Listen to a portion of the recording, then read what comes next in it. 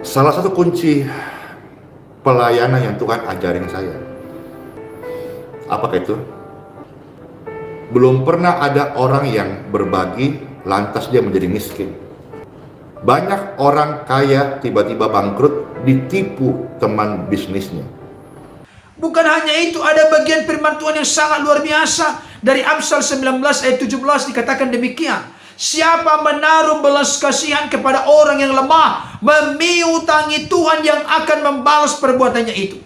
Maka Tuhan yang maha kaya, Tuhan yang maha segalanya, Tuhan yang mempunyai emas dan perak, Tuhan yang memiliki langit, bumi, laut, beserta segala isinya, tidak mungkin mau berhutang kepada saudara dan saya.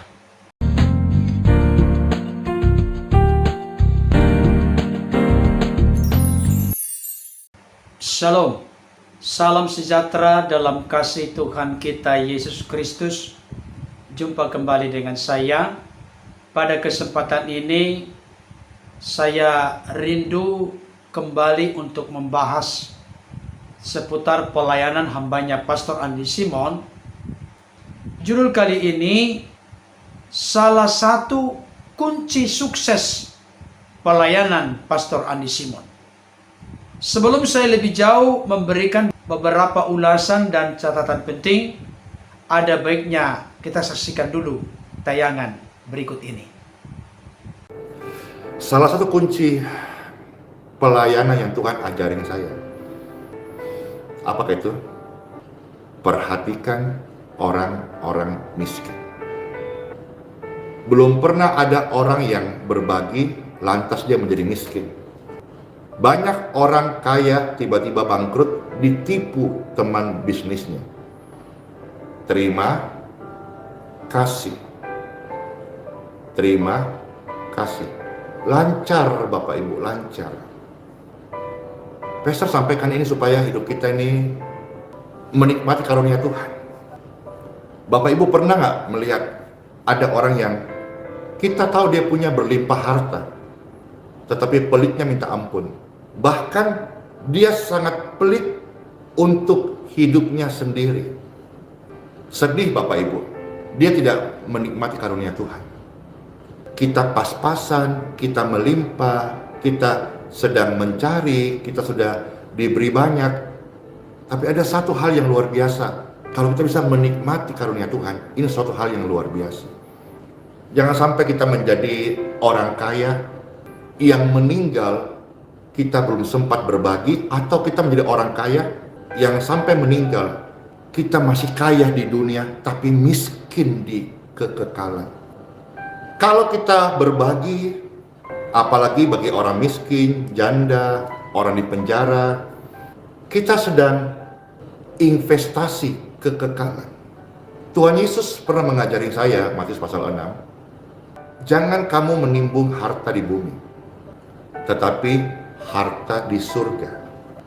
Karena di bumi ngengat dan karat akan merusakkannya, pencuri bisa membobolnya, tetapi investasi kekekalan kita di kerajaan surga, di sana tidak ada ngengat dan karat, dan di sana tidak ada orang-orang yang bisa membobolnya. Karena di sanalah sebetulnya kita harus memarkirkan harapan serta kebahagiaan kita yang kekal. Saudara punya hari ini rumah baru, berapa tahun kemudian sudah tidak baru lagi. Saudara punya mobil baru hari ini, berapa tahun kemudian sudah kuno. Saudara punya gadget tercanggih hari ini, berapa bulan kemudian sudah update yang terbaik.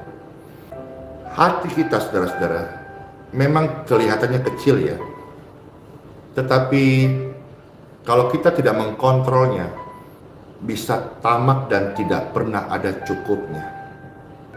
Orang-orang kaya menyaksikan pelayanan ini. Coba renungkan sebentar. Sebetulnya berkat yang kau miliki hari ini sudah cukup untuk hidupmu dan bahkan anak cucumu tidak habis-habis. Sebaiknya hari ini serahkan hidupmu kepada Tuhan, melayani, berbagi, memberi, bersaksi. Karena engkau tidak tahu kan hidupmu berapa tahun lagi. Katakan 40-50 tahun lalu engkau sudah bekerja all out. Karena kita nggak bisa menguasai hati yang kecil, tapi bisa masuk ke keserakahan, ketamakan. Pastor Andy sebagai hamba Tuhan mengajak Anda, Bapak Ibu orang-orang kaya, berhentilah dari segala ketamakan. Ini kesempatan emas dan waktu yang terbaik engkau mendengar renungan ini. Pertimbangkan dan coba renungkan bahwa apa yang sudah engkau miliki hari ini, buat makan minummu, buat 10 tahun ke depan, bahkan lebih, masih cukup. Berhentilah dari segala ketamakan. Waktu yang Tuhan kasih kepada saya dan Anda untuk berbagi, untuk melayani, untuk bersaksi, untuk menyembah, untuk beribadah. 40-50 tahun lalu engkau sudah korbankan, engkau tidak ibadah, engkau belum percaya Tuhan sungguh-sungguh, engkau tidak punya waktu baca firman Tuhan. Pun demikian engkau mendapat berkat yang berlimpah-limpah. Mau berapa tahun lagi engkau dikuasai roh ketamakan, tidak pernah cukup. Hati ini kecil, tapi bisa masuk segala hal-hal yang besar kalau Anda tidak mengkontrolnya. Jangan sampai kita menutup mata, kita terus menimbun harta, terus mencari. Kita tidak menikmati karunia Tuhan. Bapak Ibu Saudara yang dikasihi Tuhan, tadi kita sudah menyimak, memperhatikan, dan mendengarkan beberapa pernyataan penting yang disampaikan oleh hambanya Pastor Andi Simon. Dari apa yang disampaikan oleh beliau, jelaslah kepada saudara dan saya, kepada kita semua, bahwa salah satu kunci sukses pelayanan beliau selama ini adalah adanya keseriusan, kesungguhan, dan komitmen yang tegas untuk memperhatikan orang-orang miskin atau orang-orang yang benar-benar membutuhkan pertolongan Tuhan. Saudaraku yang dikasihi oleh Tuhan, kalau kita memperhatikan pelayanan Tuhan Yesus selama 3,5 tahun, maka jelaslah terlihat dari kitab-kitab Injil, Yesus begitu banyak memperdulikan orang-orang yang sangat membutuhkan pertolongannya. Bahkan sampai ada satu ayat yang menegaskan kepada orang-orang miskin diberitakan kabar baik. Yesus memperhatikan, mempedulikan, dan menyatakan belas kasihannya kepada orang-orang yang termarginalkan, orang-orang yang lemah, orang-orang yang tidak berdaya, orang-orang yang seringkali dipojokkan oleh ahli-ahli Taurat, orang Farisi, dan orang-orang Saduki. Yesus memuji persembahan seorang janda miskin yang hanya 2 peser. Masih banyak lagi kesaksian yang lain.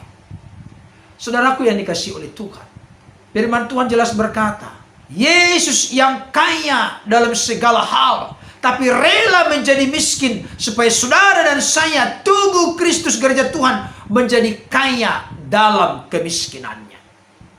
Saudaraku yang dikasihi oleh Tuhan, firman Tuhan dalam 2 Korintus 8 ayat 9 jelas berkata, karena kamu telah mengenal kasih karunia Tuhan kita Yesus Kristus, bahwa Ia yang oleh karena kamu menjadi miskin, sekalipun Ia kaya, supaya kamu menjadi kaya oleh karena kemiskinannya.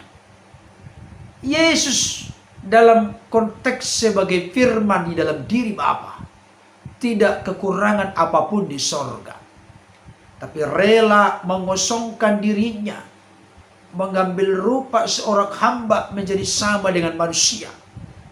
Semua dia lakukan dengan rela, oleh karena kasihnya yang besar kepada manusia yang telah jatuh dalam kemiskinan oleh karena dosa.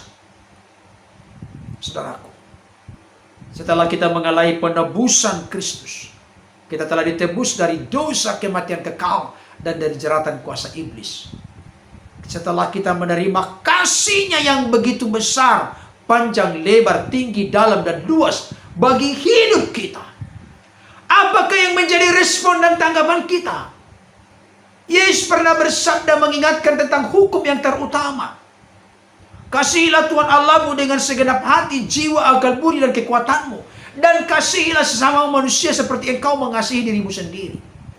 Wujud kasih kita kepada Tuhan yang adalah roh, tidak terlihat, adalah bagaimana kita mencintai dan mengasihi kita kepada orang-orang lain di sekitar kita. Terlebih khusus kepada mereka yang sangat membutuhkan kasih Tuhan, kepedulian Tuhan. Dan Tuhan pakai kita menjadi alatnya untuk memperhatikan dan mempedulikan mereka. Oleh karena itu, kehidupan ini adalah kehidupan yang harus berbagi kepada sesama. Sebab itu adalah bagian dari firman Tuhan.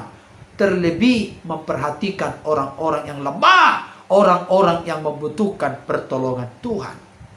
Jangan sampai kita menutup mata, cuek. Bahkan jangan sampai kita menutup hati kita. Saudaraku yang dikasihi oleh Tuhan, firman Tuhan jelas berkata kepada kita di dalam Mazmur 41 ayat yang kedua, berbahagialah orang yang memperhatikan orang lemah, Tuhan akan meluputkan dia pada waktu celaka. Saudara, salah satu proteksi perlindungan Tuhan begitu nyata dalam hidup kita. Kita dilepaskan atau diluputkan oleh Tuhan dari hal-hal yang mencelakakan, membahayakan, dan merugikan hidup kita. Firman Tuhan tegas berkata, ketika saudara dan saya, ketika kita semua membuka hati dengan tulus dan sungguh-sungguh memperhatikan orang-orang lemah, orang-orang yang tidak berdaya, orang-orang yang hidup dalam kemiskinan. Saudaraku yang dikasihi Tuhan, bukan hanya itu, ada bagian firman Tuhan yang sangat luar biasa. Dari Amsal 19 ayat 17 dikatakan demikian, siapa menaruh belas kasihan kepada orang yang lemah, memiutangi Tuhan yang akan membalas perbuatannya itu. Luar biasa sekali. Saudaraku, kalau kita memperhatikan, berbagi kepada orang-orang lemah, orang-orang miskin, orang-orang yang kurang beruntung, maka firman Tuhan jelas berkata, itu sama seperti kita memiutangi Tuhan. Artinya membuat Tuhan berhutang atas hidup kita. Maka Tuhan yang maha kaya, Tuhan yang maha segalanya, Tuhan yang mempunyai emas dan perak, Tuhan yang memiliki langit, bumi, laut, beserta segala isinya, tidak mungkin mau berhutang kepada saudara dan saya. Tuhan akan segera membalas perbuatan kita yang mempedulikan orang miskin, orang yang lemah, yatim piatu yang tidak berdaya. Saudaraku, itu adalah perbuatan yang begitu mulia di mata Tuhan. Bahkan saya perlu membacakan satu bagian firman Tuhan yang sangat luar biasa. Dari Yakobus 1 ayat 27 dikatakan demikian, ibadah yang murni dan yang tak bercacat di hadapan Allah Bapa kita ialah mengunjungi yatim piatu dan janda-janda dalam kesusahan mereka, dan menjaga supaya dirinya sendiri tidak dicemarkan oleh dunia. Saudaraku, kalau selama ini kita berkata kita orang yang beribadah kepada Tuhan, orang yang mencintai Tuhan, mengasihi Tuhan, bersekutu dengan Tuhan, tapi kita menutup mata kepada yatim piatu dan janda-janda, fakir miskin dalam segala kesusahan mereka, maka ibadah kita adalah ibadah yang tidak benar dan tidak berkenan serta tidak menyenangkan Tuhan. Tetapi jikalau kita benar-benar rindu sungguh-sungguh membangun sebuah ibadah yang murni dan tak bercacat di hadapan Allah, marilah kita memperhatikan bahkan berbagi kepada yatim piatu dan janda-janda dalam kesusahan mereka. Saudaraku dikasihi Tuhan, mari kita berbagi kepada orang miskin. Bapak Ibu Saudara, ketika menerima sesuatu dari orang lain, apakah kata yang sering kita ucapkan? Terima kasih. Terima kasih. Terima kasih. Itu tadi yang dijelaskan oleh hambanya Pastor Hani Simon. Kita terima berkat, kita salurkan berkat. Tidak ada istilah stagnan, mandek, berhenti. Kita tahu kita menerima kebaikan Tuhan, kasih Tuhan, berkat Tuhan. Mari kita tularkan kebaikan Tuhan, kasih Tuhan, berkat Tuhan kepada orang lain. Kita dipanggil untuk diberkati dan dipanggil juga untuk menjadi saluran berkat bagi orang-orang lain di sekitar kita atau dimanapun kita berada, khususnya bagi mereka yang sangat membutuhkan tanpa tanpa dibatasi oleh batasan suku, ras, golongan, termasuk agama apapun. Jangan tanya agama orang lain ketika mau menolong, membantu, dan menunjukkan kasih. Lakukanlah itu dengan tulus, sama seperti Kristus tulus melakukan kasih dan kebaikan kepada orang-orang yang membutuhkan kasih sayang, kemurahan, dan kebaikannya. Saudaraku yang dikasih oleh Tuhan, saya mau kasih tahu dari apa yang disampaikan oleh hambanya Pastor Simon tadi membuat saya tersenyum. Apa itu?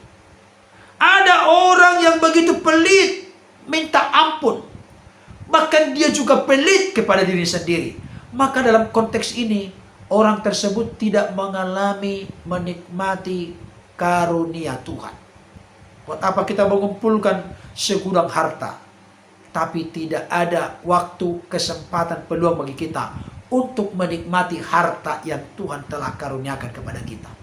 Atau adalah lebih berbahagia memberi daripada menerima. Saudaraku dikasih Tuhan, mari kita menikmati berkat yang Tuhan berikan kepada kita. Lewat kita mengalami kebahagiaan karena kita berbagi kepada orang lain yang sangat membutuhkan. Oleh karena itu, mari bangun kerohanian kita, bangun hidup kita di atas dasar firman Tuhan yang benar berkaitan dengan konteks uang, mamon, harta benda, kekayaan. Mari jangan sampai kita kaya di hadapan manusia, tapi miskin di hadapan Tuhan. Yang benar adalah kita diberkati di hadapan manusia, tapi kita juga kaya di hadapan Tuhan. Tuhan Yesus pernah mengingatkan dalam khotbah di bukit tentang hal mengumpulkan harta. Jangan mengumpulkan harta di dunia ini di mana ngengat dan karat merusakkannya, pencuri datang untuk mencurinya. Tapi kumpulkanlah bagimu harta di sorga di mana karat dan ngengat tidak akan menghancurkannya. Pencuri tidak bisa mencurinya. Itulah arti daripada kaya di hadapan Tuhan.